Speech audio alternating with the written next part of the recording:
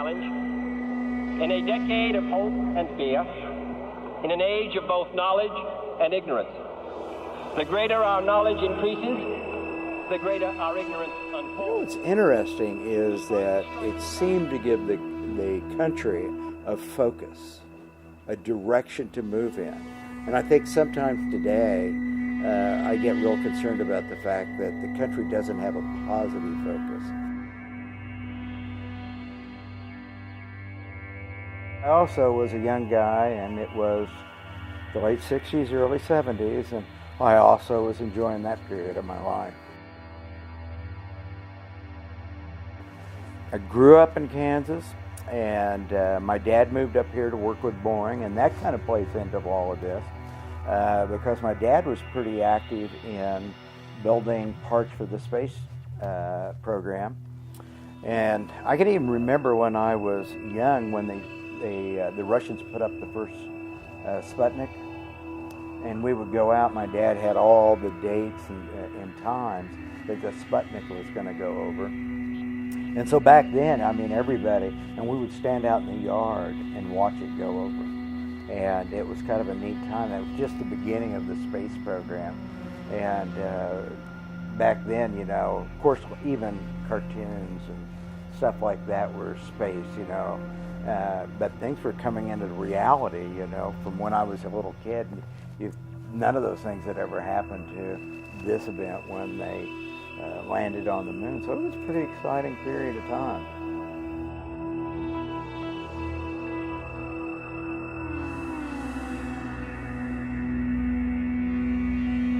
If I remember right, and again, a long time ago, I did tell you I was a product of the 60s.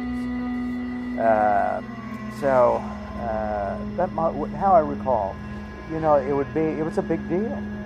I mean, the press was all there. There was the big countdown clock and all this kind of stuff, and you watch it, and if there was a problem, you wondered what was going to happen. Is it going to go or not going to go? That kind of stuff. And I like to watch those. Again, just having that interest in it. But it was really a pretty big deal. I mean, I would get up and watch it. But I have to tell you, when they were shooting the shuttle, I used to get up and watch the shuttle. And NASA, when they had the launch here a couple of days ago, I actually looked for the NASA channel to watch what was going on. It wasn't on. So, I mean, here we are, how things have changed just in the last 4 or 5 years.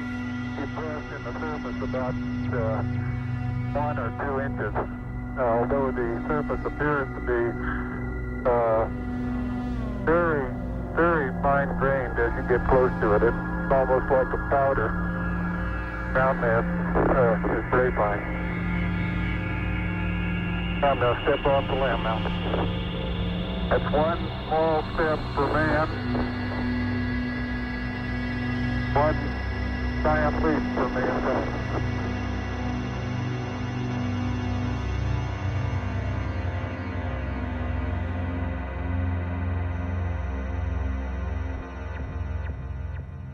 It was in awe, really, at that time, because space travel was a theory. It was never done before. And, you know, there's no north and south, east and west up there. So you just had to, it was in awe, really, when the Apollo was heading towards the moon.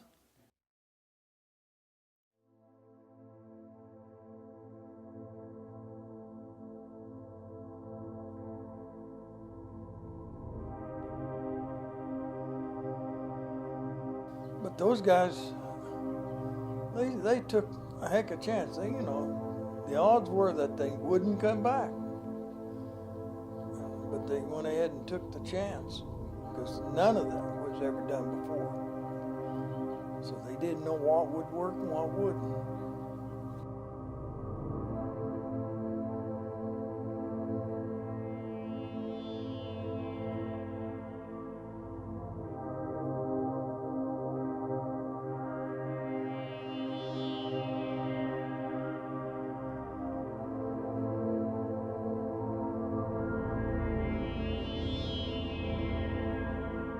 In 1969, I was living in Independence, Kansas, a small town, southeast Kansas, and I was living at home with my parents because I was just 15 years old, almost 16.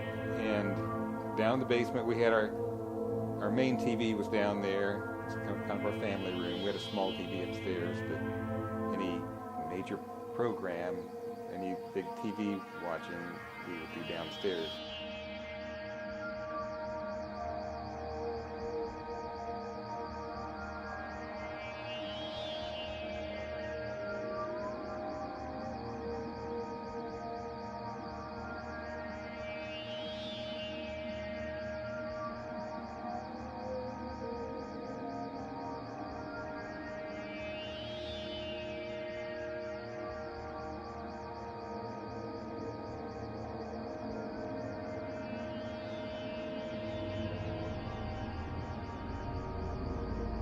I felt a great sense of pride too, just thinking that the United States was able to do this, and we had the commitment and the know-how, and I just felt very proud of the country for being able to do it.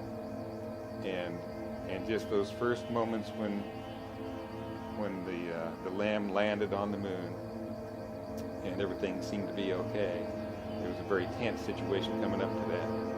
But that was just such a relief to know that at least they landed safely.